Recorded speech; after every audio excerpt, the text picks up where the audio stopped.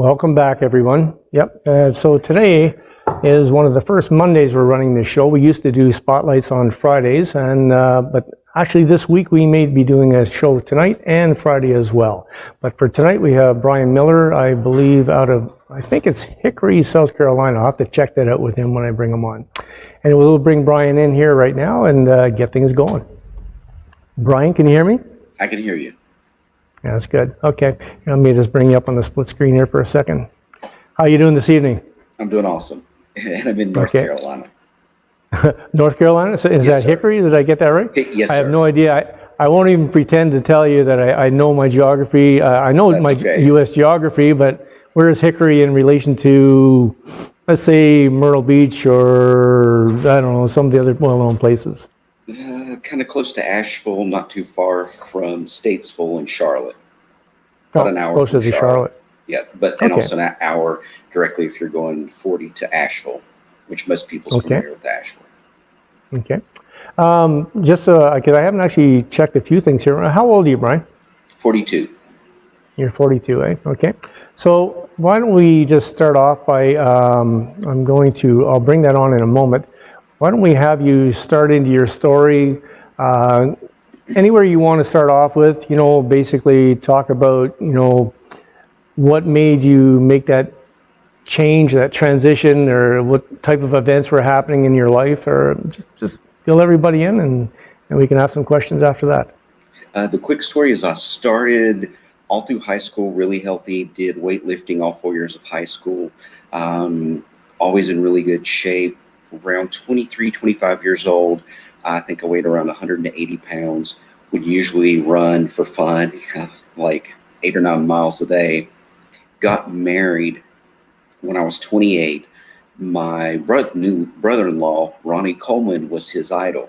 And so I started working out with him, and we had no clue what we were doing, eating like 6,000 and 8,000 calories a day, doing, I think, like the normal 5x5 workout routine.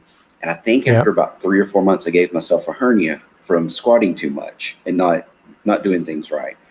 So did the operation. The problem is during all that time, didn't go back to working out, but was still used to eating that much food. That took me up to a good 225. And then job, life, marriage, quit running, quit going to the gym.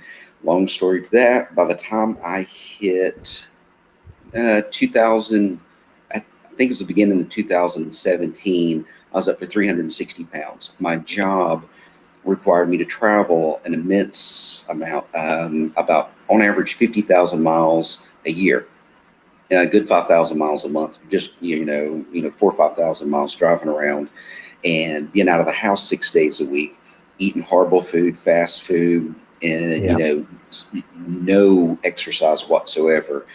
And it all came down to, I guess, around March of 2017. I just, no energy, had 2 kids.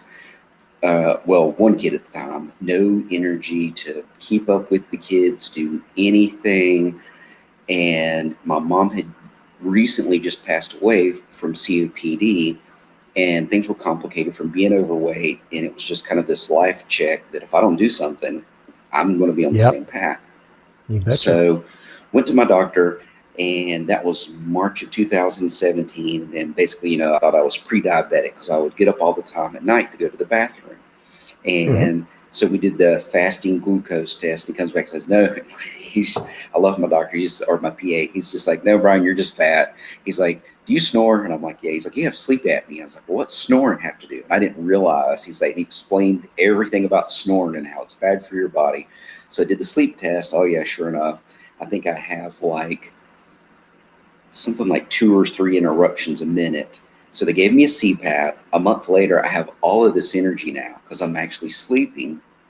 So I went back to the doctor and I asked him about phentermine. So the reason I found out about that is my youngest child, Eli, is a hypoplastic left heart baby. He was born with half a heart. One of his nurses during his really long extensive recoveries had lost a tremendous amount of weight. And I asked her about it. So I found out about it. And I kind of knew about the phentermine, it helped you lose weight. So went back to my doctor and What asked is him this about it. called? I mean, I've never even It's actually heard of this compound. so Uh, it's phentermine. Phentermine? That's phentermine Okay, is the generic name. I forget the brand name, okay. but it's like the most common weight loss prescribed. I think it's a stimulant. So it is by Help. prescription. It's It by is by, prescription only. You have to be under doctor's. They check your blood pressure. You go in every yep, month as long as your BMI has to be over 30. They don't do body fat. It's just BMI. yes. So he's like, you're a great candidate. Because my blood pressure even then was still always like 120 over 60 with a 60 to 70 heartbeat a minute. He's like, you're an excellent candidate for it. Okay, So he's like, good. you're going to lose weight on this drug, but it's up to you to get it. You're going to have to develop a completely different lifestyle. You're going to have to understand like nutrition. You're going to have to understand exercise. And if you don't change your lifestyle when you're done with this medicine in 3 months and you go off, you're going to gain all your weight back. And Go he's right like, back this up. is not Yeah. something you want to fool with. But before I left, he told me about my Fitness Pal. He's like, use my Fitness Pal. It's a free download. You scan your food, and he had it on his. So he showed me how you use it. And he's like, track your food. He's like, that's the number one thing you want to do is track what you're eating, reduce the calories. Because at the time at 360, he's like, you got to be eating something like 5,000 or 6,000 calories a day to sustain that weight. He's like, I endorse that app, by the way, so you know. I use that myself. I use it with all my clients, and it's a great app. It's a great app. so really that first month, I dropped 40 pounds. And of course, anybody who goes, most diets always water weight and stuff. So I'm sure a good 10 of that was water weight. I didn't do any specific diet. I knew nothing about nutrition. If you showed me a nutrition label, it might as well have been hieroglyphs because I just Yeah. didn't understand. So Yes. really, I did a protein shake, roughly 50 grams for breakfast, one for lunch, and had a normal dinner. And I like to drink craft beer. And of course, when I drink beer, I want to eat like Doritos and munchies. So I cut all of that out. And Yep. since I was so overweight, I didn't really know the benefits of hypertrophy or building muscle. And the only thing I could do because of my weight and my knees hurting so bad is I would go and do elliptical for about an Okay. hour or so a day. So that was just kind of my daily routine. And I did a ton of yard work, like dug up all around my house, put in French drains, cut out the yard, put it laid sod, all this crazy work. Yep. Really up my calorie burn. But like I said, the first month I burned off 40 pounds. Second month was 30 pounds, and like 25 that third month. My doctor was, just absolutely thrilled. And of course, after 3 months, I'd learned how to track food, actually use a set of digital scales with my Fitness Pal. And Yep. that got in just the routine of cardiovascular Yeah. exercise, set a good start for me.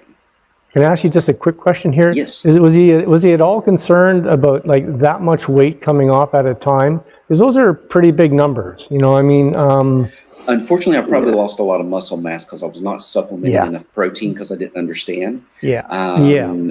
But Okay. I was so happy to see that, like it made a world of difference. Yes. I think the second, it's off for 3 months. Now my off months, I still lost an average of maybe 10 or 15 pounds because when you're really, really fat, Yep. you can lose a ton of weight. But let's think if you're a normal bodybuilder getting ready to do a show and Yep. you've got to lose, I don't know, 10 pounds or whatever, you're in a cut diet for 8 to 12 weeks. Those last few Yep. pounds are ridiculously hard to lose because Yeah. that's what I'm doing now and it sucks. Yeah. What were you? What were you again when you started? What was your heaviest? 360, April of 2017, 360. And how tall are you? 6 foot. You're 6 foot. Okay. Yep. That's a good size. That's for sure. Yeah. And then I was searching different diet options, things I could stick with, and found out about keto. And it was one of my doctor visits. I started talking to my PA, Joel, about it, and he connected me with my now coach, Rob Goodwin. Um, and because Rob's a local, he's like 5 minutes from my house. He runs Original Workout. He does native keto. And so Joel's like, hey, you need to Yep. go talk to him. So I went and talked to him. Of course, I think at the time I actually went to him, I'd started doing keto, and I was a butter chugger keto guy, didn't know any clue Yep. about it. I thought it was high fats. Yep. And he Yep. told me to go on his website, download. He's got like a little special report, and it's it's performance keto. It's high protein, moderate fat, low carbs. And Yep. so I at the time found out what macros are and how you count them, and how macros and calories are the same thing. They're just counted differently. And I Yep. had found an online calculator to kind of count them for me. Basically, I would sit and go and say, well, if I want to lose X amount of pounds, I would want to be in a certain deficit. And I went keto February of 2018. Hmm. And I think it was around 2018, probably April or May, I actually started working out at his gym with Daniel, one of his trainers, because he's always booked. And that was about 3 or 4 months, and it absolutely put a whooping on me because I'd never done real training, and That's right. Yeah. it was great. But then I went into a divorce, kind of quit all of that, and because just all the craziness that comes along with that. Yep. Um, in October of 2018, I ended up pretty much going carnivore, and I'm primarily almost 80-90% carnivore. I stumbled upon protein sparring modified fast. I believe it's Lyle McDonald's book, and there's a Facebook group. During when I first started, besides doing keto, I did intermittent fasting, and so normally, and of course, I might have done cardio, but no actual weightlifting. And I did like an Yep. 18-4 schedule. Literally, 18. Okay. I would literally go all day and come home like, maybe 4 to 8 or 6 to 10 and eat the calories that I needed. And of course, it's not really great for muscle mass retention or even building muscle. It's great for melting fat off. Yeah, it is. But The standard for intermittent is usually around 16 and 8, but whatever you want to tweak it, that's good. But you're right. It's not the most beneficial. I actually don't have a problem with people doing the intermittent as long as it's not every day. For short right. periods at a time. So like I said, I went from keto and then went to carnivore, and then learned how to really count macros, how to set my stuff. And then it was 2000 and I'm trying to think if it was 18, 19. It's one of the pictures that I had sent you, and I may have to look on my timeline, but basically come down, I was like, I really want to like kick this thing up. And on it's one of the Facebook groups, it's the ketogenic and intermittent fasting. Michael Trent, he's one of the main guys there. It's a transformation challenge, and it was Okay. between I think September, October, November. It was the biggest change. I was like, you know what, I'm going to join this thing because I want to hit the gym. It's like, if I can go to Rob's gym and he can get me on as a client, I'm going to do this. I'm going to put everything into it. Sure enough, I go to the gym.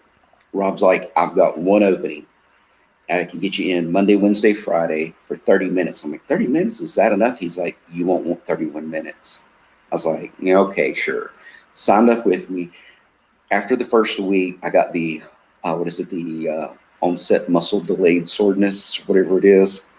I Yep. could not move from my couch for like a weekend. Like I literally would ask my kid to hand me the remote. I was in so much pain just because my Yep. body wasn't used to that. Fast forward Yes. in 3 months, I made an amazing transformation and was just hooked. With Rob personal training, when you go into the gym, you would pull out probably 1,000 meters on the row machine, and it was one circuit after the other. It was nonstop. It wasn't lift, rest, lift, rest. No, it was lift this and back and forth, and Yep. it yeah, it blew my mind, and it was amazing training with, and especially learning to train with somebody with his knowledge. Like normally most people go in and they'll just do a bench press. He's like, no, no, no. You want like 1 to 2 seconds up, but you want that 2 to 3 or even 4 seconds down. He's like, you're wasting all of that muscle growth on that Yeah. negative rep. He's That's like, right. and That's right. so it was just my mind was completely open, or actually blown away, to be able to work with somebody who knows what they're doing. And so I worked with him for 6 months. And then COVID, and it was amazing. I loved every day of it, made really good progress, like strength going up, just feeling really good. And then, of course, COVID come in, shut us down. So yeah, that would have been 2019 or so. COVID comes in, or I guess it started with an 18, but 2019, or this year, we got shut down with COVID. Yep. And for 3 months, I had P90X DVDs. I dusted them off, and that was my butt. Because with working with Rob, it was 3 days a week, 30 minutes, and P90X is every day for an hour. Yep. And if I would have not trained with Rob for 6 months, there was no way I could have pulled off the P90X. But the P90X let me lose 10 pounds during COVID shutdown, or during the 3-month COVID shutdown, and probably keep lean mass. I'm sure I gained some, but I was able to lose 10 pounds. And then one of my buddies was like, hey, the local gym's open. And Rob does online training, which I've been doing that now for almost 4 months. And I love it because the workouts are detailed to you. There's a wonderful app. I go into the gym, and now I'm in the gym usually 5 days a week.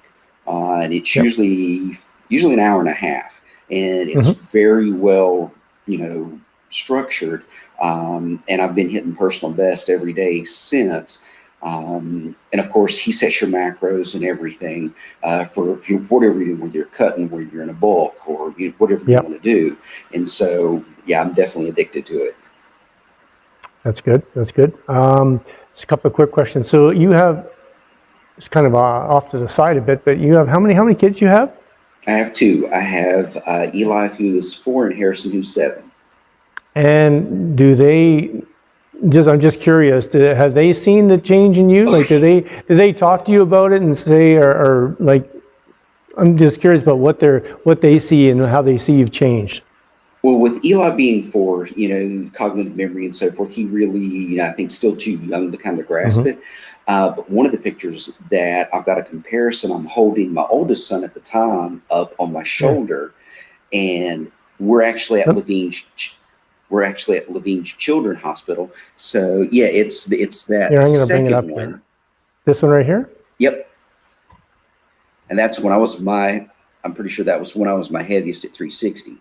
So that's my oldest son when he's around 3 or 4. We're actually at Ronald McDonald House in Charlotte.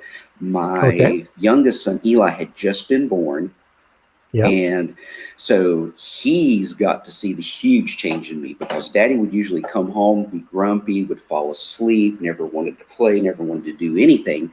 Now and then the picture to the left is where we went hiking at Crowder's Mountain, and I had to carry Eli because he can't walk the terrain. So he was my little 35-pound weighted vest. So now they're my hostage to my shenanigans and hiking and stuff. Okay. But yes, Harrison. Sorry, go ahead. Go ahead. No, it's okay. Harrison used to come up and pat Daddy's belly. He'd be like, Daddy has a big belly. Now he comes up and he's like, Daddy has no belly. So yeah, he has noticed a world of difference, especially like, we're always, either we're going hiking, we're doing something outside. We'll go to Defy, which is like an indoor trampoline park. I'm always running circles around him. So let's look at a couple more pictures here, Brian. Maybe we can talk about timelines here. I'm just here's a couple of, here's your face shot. Can you tell me what's the timeline, the difference between those two pictures? Okay, so the one on the right, that's probably that would have been in the past 3 months. That's at Crowder's Mountain where I go rock climbing. And the one on the left, I think I just cut my hair, but that was when I was between 350 to 360 pounds at my biggest, which would have been right around either the end of 2015 or the beginning of 2016. Okay. It's going to look at a couple. I think that'd be 2017. Yeah. 2016, 2017, because I started April 2017. And how about this picture? To me, says a lot. No, that's my start weight on the left when I was my heaviest. April of, pretty sure 2017. And on the right, that was my pictures I took after the 3-month transformation challenge, which would have been right at the end of, I think somewhere around like either the end of November, beginning of December of last year, 2019. And that's pretty damn good. That's pretty amazing there, Brian, to be honest And with you. I That's, think I was still around 212 pounds. yeah, but you're 6 feet tall, so I mean that's more than reasonable. I mean, obviously at that point, I mean you're still still at that place where you're just starting to build muscle, because until then you're mainly focused on just dropping weight.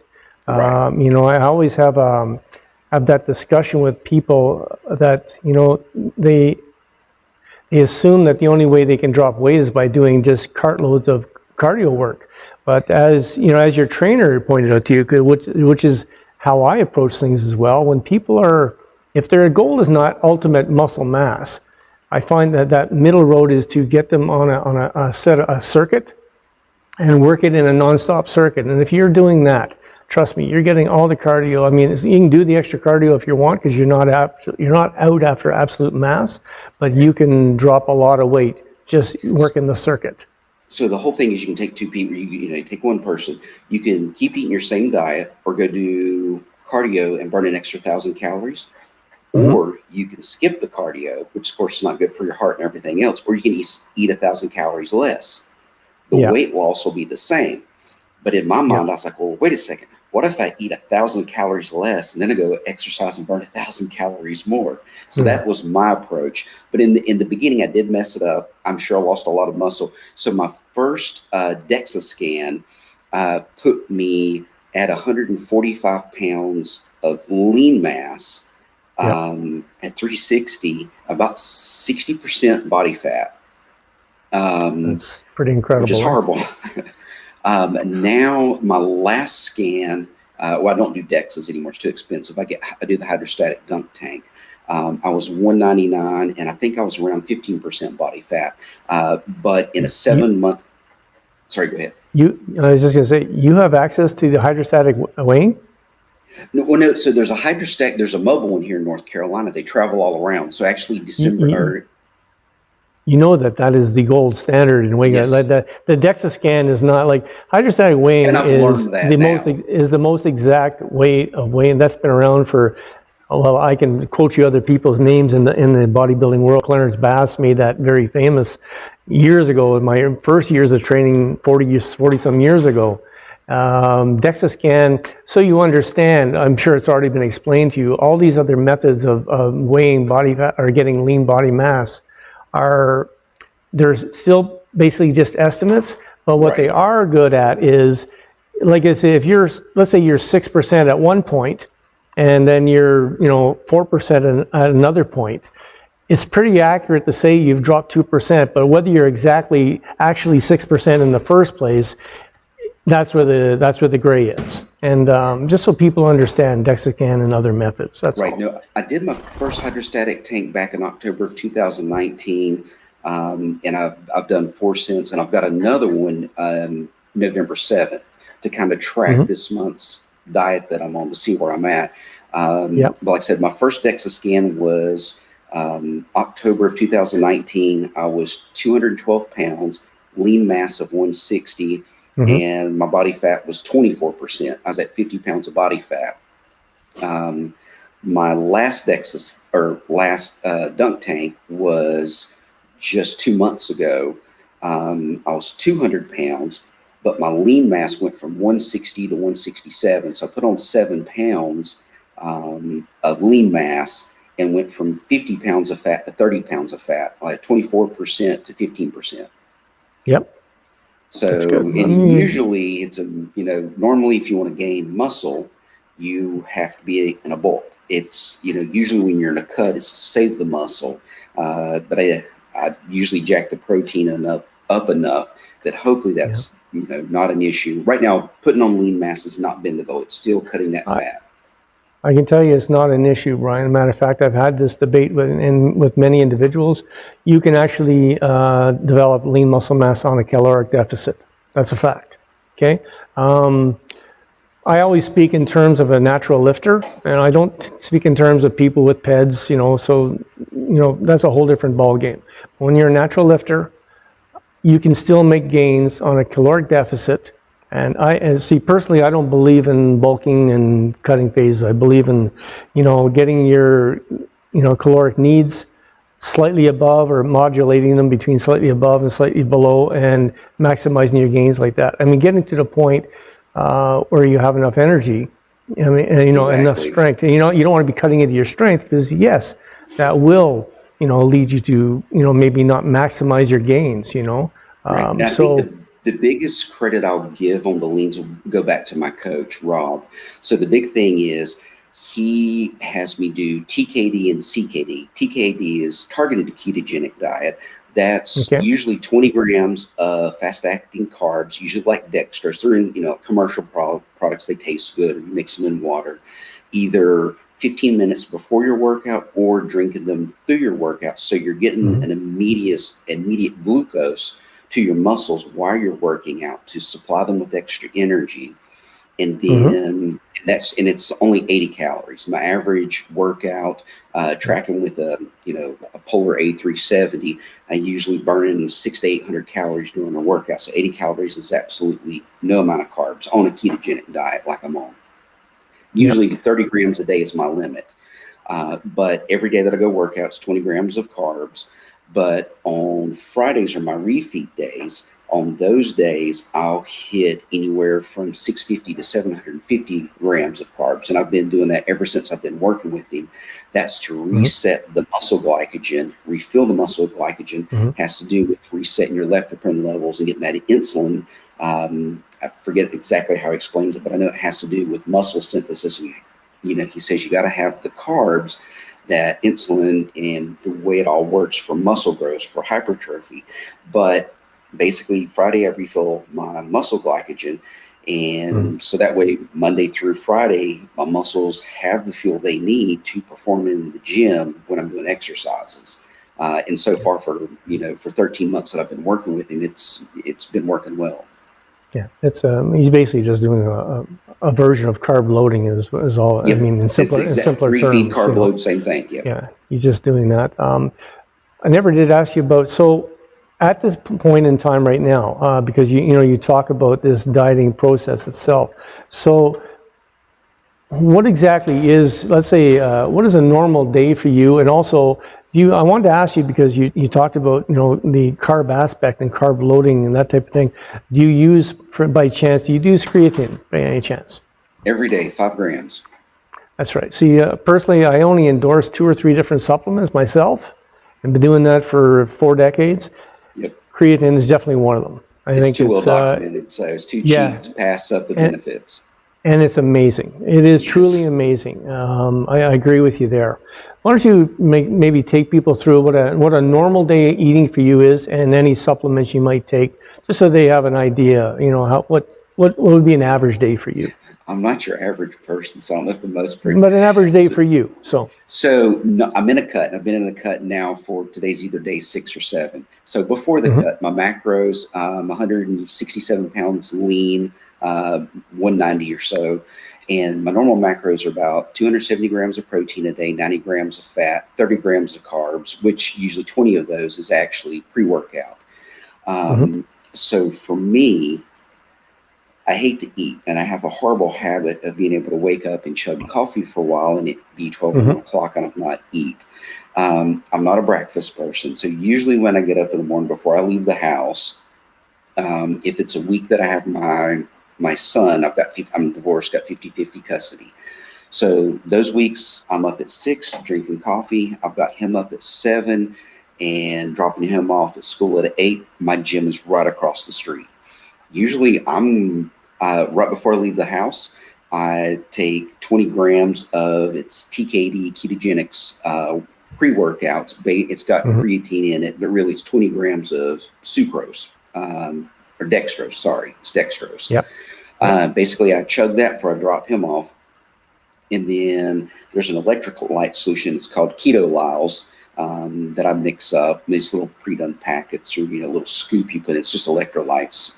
Yep. If you're on keto, it helps. Potassium, magnesium, sodium flavors, that kind of stuff. And Yep. then usually I go work out fasted. It's just never bothers me. I know my coach doesn't like it, but I hate to eat of a morning. So usually I'm in the gym 9:30, 10, and as soon as I get out and get in my car, I've got protein shakes ready to go.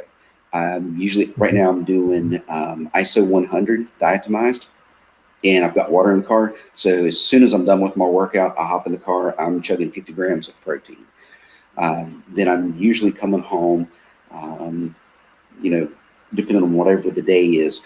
Usually I try to eat every 2 to 3 hours, around 50 grams of protein. For me, it might be eggs, turkey, sausage. I love regular sausage, but the fat is too much for 90 grams. 90 grams of fat gets going really quick in a day.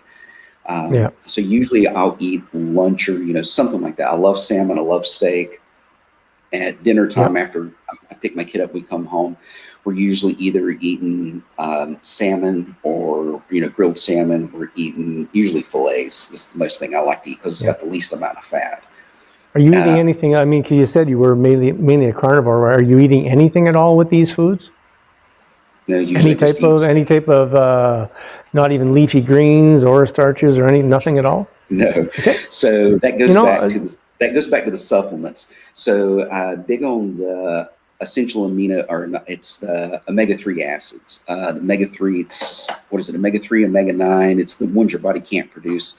I'd have to grab the bottle. It's like DHA or EPA, whatever it is. One of them's like 1,200 milligrams a day, or 1,800. The other, I think, is 900 milligrams, something like that. And so, I get those. I take calcium. So calcium, magnesium, actually mix about 1 to 2 grams of potassium chloride in most of my shakes. So I hit about 3,000 milligrams of potassium a day. Salt everything. Magnesium, I think it's gluconate. I get about 1,500 milligrams a day. I take a multivitamin. I take iron, mainly because I drink a lot of coffee, and I believe that coffee can chelate iron out of your body or whatever it is. So I take an iron pill. I take zinc. It's a mild diuretic as well. Right. I take CoQ10. My coach recommended me, since I was over 40, to take CoQ10.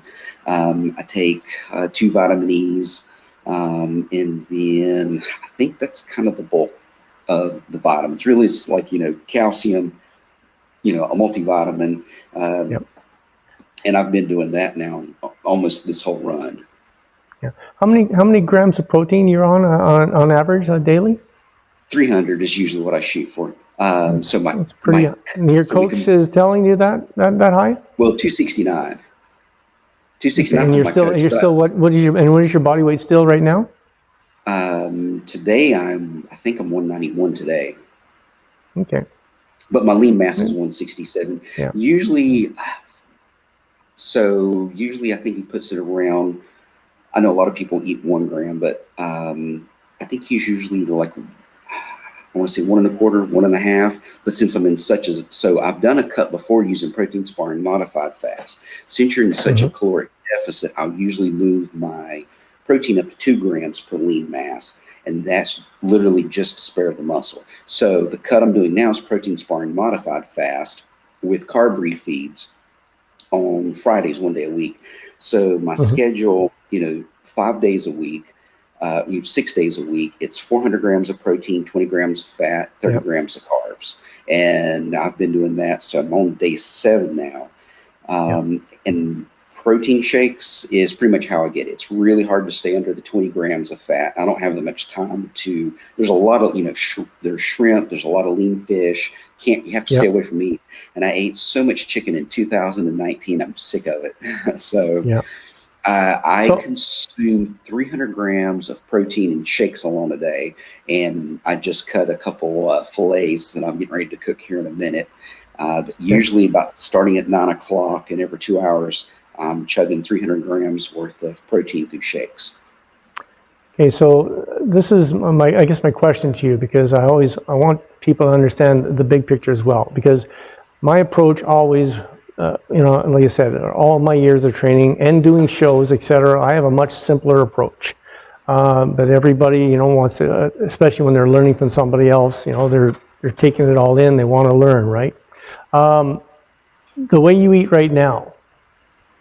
Do you see that as something, because sustainability to me is what makes the difference between whether somebody is going to keep at it or whether they're going to fall off the rails.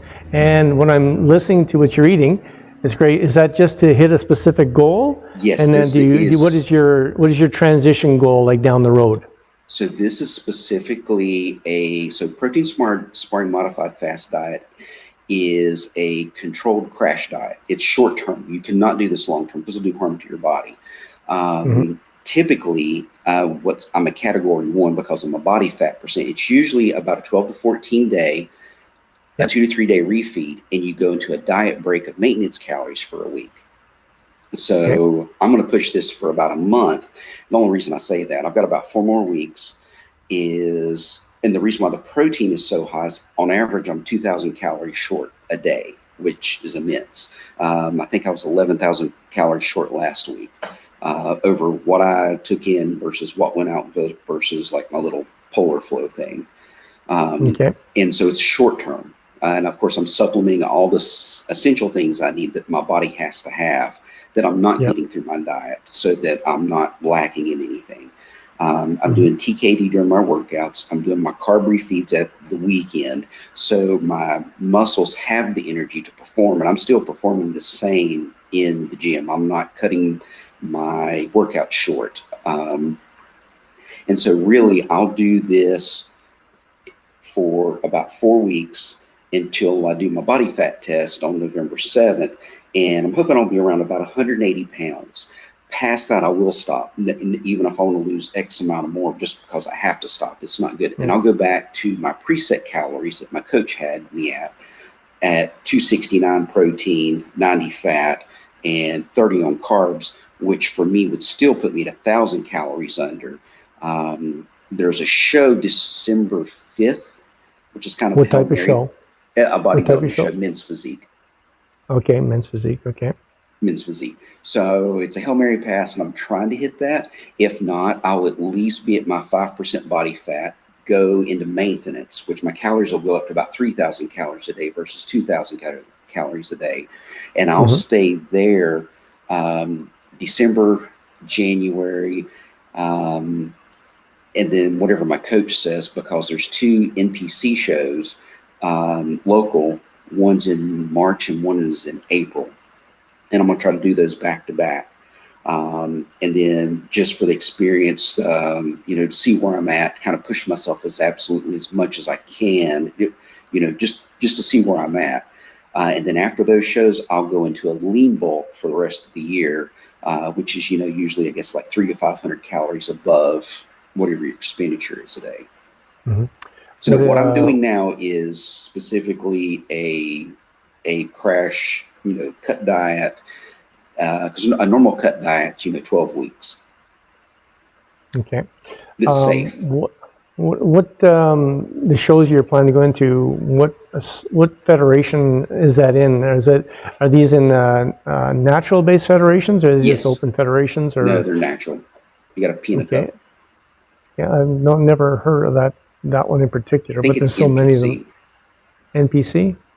I think so. Okay. I'm new to the show stuff. So, I've only been working out for 13 months. Like, the whole thing is new to me. But so for me, take your time with that. You know what I mean? Really, it's take your time with that. So it keeps me interested. I love pushing myself in the gym. I enjoy the pain and suffering that it brings. I love the focus that it gives me. I was able to quit antidepressants. I had some drinking issues in my past, and with diet and focus in gym, it pleasures and joys that it gives me, the other things don't pale in comparison. And the crazy friends that I have that I've made through this. It's definitely a select breed of human individuals who enjoy this torture because we love the results. We love going to the gym. We love pushing ourselves and love seeing what is the true potential of our bodies. And so to me, it's an addiction that I thoroughly enjoy and love. Yeah, I agree. I mean, like I said, my goal when I'm talking with people, or whether I'm training people or talking to them, I want them to develop a lifestyle. I don't want them, if I can, to look at it as a pain zone they want to visit, but rather something they're really truly look forward to doing, because I want them to be doing it for the next 1, 2, 3 decades, and how many decades they're around, because it does have a tremendous effect, not just on your physicality. It has a runoff effect into your other areas of your life. It makes you far more productive and appreciative of other things. You said the keyword lifestyle, and a lot of people do gym for hobby, Instagram pics, it looks cool, but the hardcore person, this is lifestyle. This like when you're so focused that, between hitting the gym, like lifting weights, doing what you're supposed to do, like your whole entire life is planned around this, because you track everything you eat, what you drink, what you do, you're sleeping. So my biggest thing about my coach is he's like, you can hit the gym, you can hit all your macros, but if you're drinking a bunch of alcohol and you're sleeping like crap, when you sleep is when your body has to recover. And my coach is extremely big. He's like, about recovery. So many people overtrain, and recovery so far out, they do damage and their muscles never see full potential. He's like, kill that one group of muscles, move on to the next. By the end of the week, you've worked your whole entire body. Sorry, I had something pop up here I've got to get rid of. But he's like, once you've done that, once you've done your work, 10% is in the gym. The other 90% is when you're gone. What are you doing at home? Are you staying out of stress? When you're stressed, you get cortisol. Cortisol is the worst thing in the world for your body to make muscle. That's right. You betcha. And if you're not eating right, if you're not fueling your muscles with protein, keeping the fats, because as he said, if you don't eat carbs, you'll live and you'll do fine. Or if you don't eat carbs, you'll be completely fine. If you don't eat protein, you'll die. If you don't eat fat, you'll die. Of course, my coach always gets on my butt for doing the protein sparring modified fast, because it wrecks your hormones for a man, and it's not good for testosterone. But his biggest thing is like, get to the gym, get your job done, kill it, and your downtime. It's like sleep is the most important thing to a weightlifter. He's like, that's when the magic happens. When you're asleep, you've eaten all the food, you've done the work, you've ate the food. Now go and sleep so your body can fix itself. And ever since I've been working out with him, Saturdays and Sundays are off days, which are hard for me. But it's like, just relax, maybe go walk, no cardio, nothing crazy. Just let your body, it's like, because you need this. You've killed yourself in the gym for the whole entire week. So take the weekend off and rest and relax. So I truly appreciate his mantra for the lifestyle. Yeah. That's the biggest issue. I can tell you, like you said, being through all the different phases of training, from being a teenager to now 60 years old.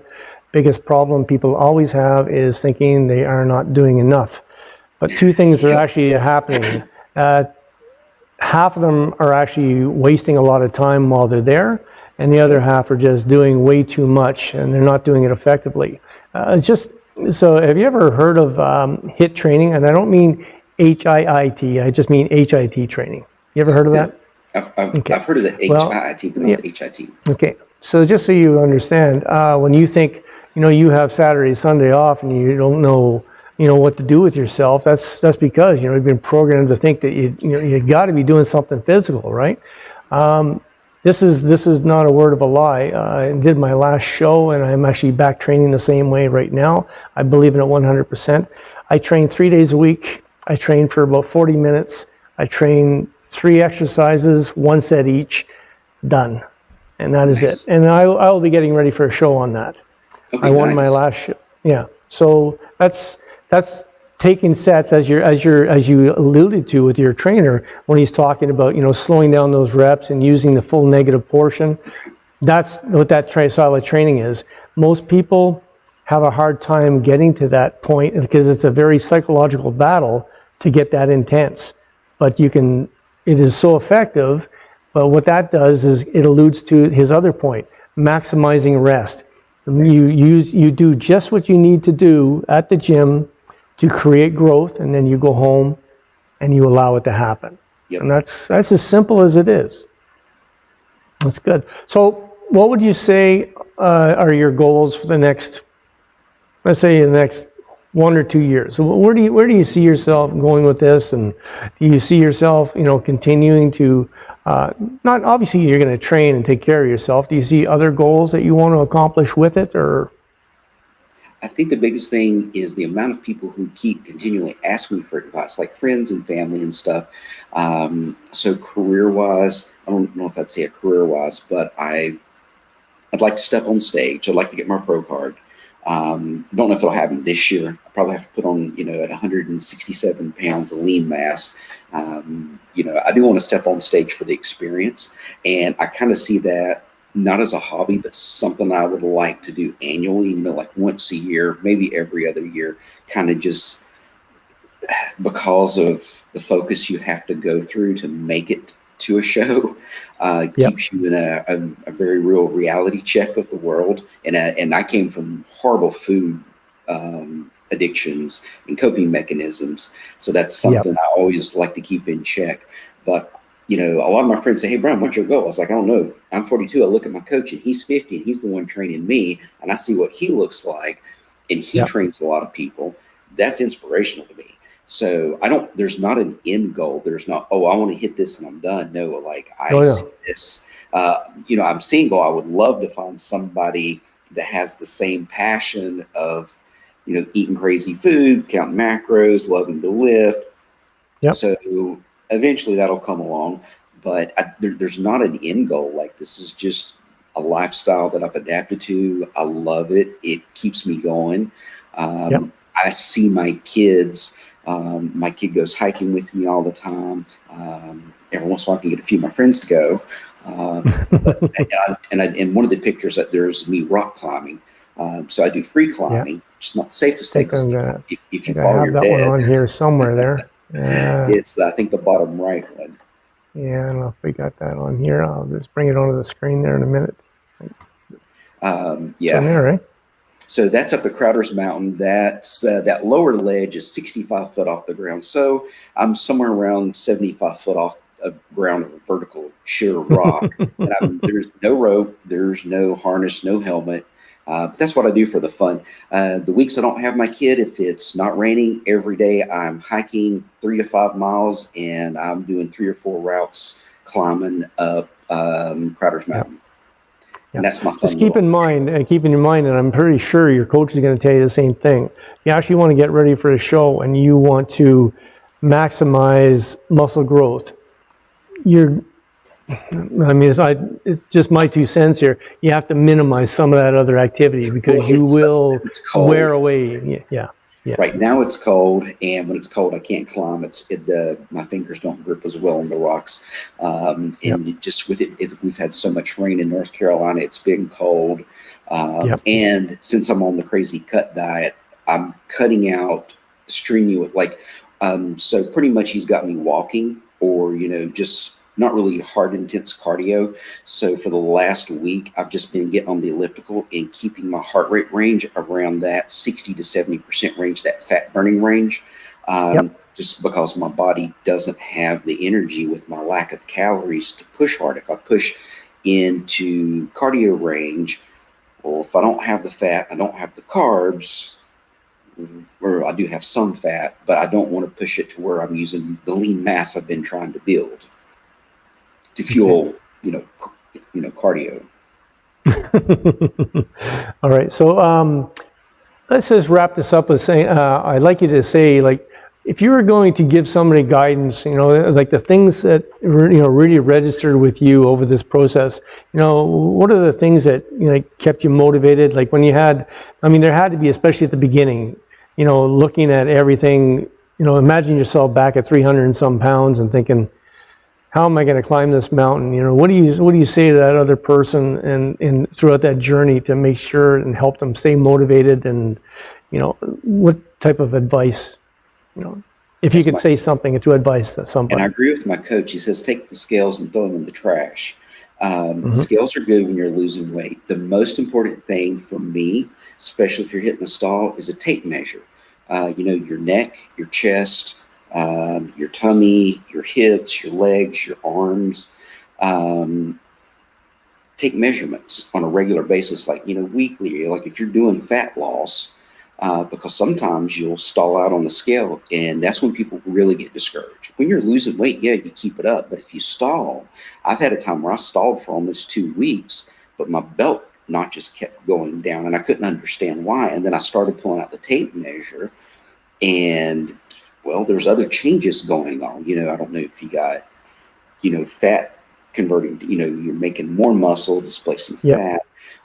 Yep. So there's an analogy of a roll of paper towels. Every time you pull off the sheet, it doesn't really start to shrink until it kind of gets down smaller and you've been doing it a while. That's the way fat loss is. So if you're always just focused on that scale, well, you could have a meal with a lot of sodium in it and gain a couple pounds of water weight. So this is a marathon. This thing is not a sprint. And as one of the pictures I had sent you showed you my almost 4-year weight loss, there's a lot of up and downs, from start to finish. From start to finish, it's like this, but on the way, and it's never linear. It's never linear for anybody. It's never is. To a divorce, I sprained my ankle. I went on a carb fest with my kid at Great Wolf Lodge. Got off track. There's just things that happen. Yep. What I tell people, if I could go back in time and tell myself what to do, track your food, learn about macros, learn about nutrition. There's so many people that literally what they eat, they have no idea. There's no comprehension of nutrition. And when you look on the back of a box, there's 3 things. It's protein, fat, and carbs. They're broken down into a bunch of other things, but it's protein. Understand what those, and it's calories in, calories out. If you eat more calories than you burn, you're going to gain weight. If you eat less calories than you burn, you'll lose weight. But if I could go back and tell myself anything, it would have been focus on weightlifting first to build the muscles, to keep that muscle. Because I'm sure my legs had a lot more muscle when I was 360 pounds. To focus on weightlifting, because you burn a ton of energy weightlifting. And I believe if you do cardio, there's like a 24-hour, after effect. But weightlifting is almost 3 days because your muscles are spending a ton of energy repairing themselves.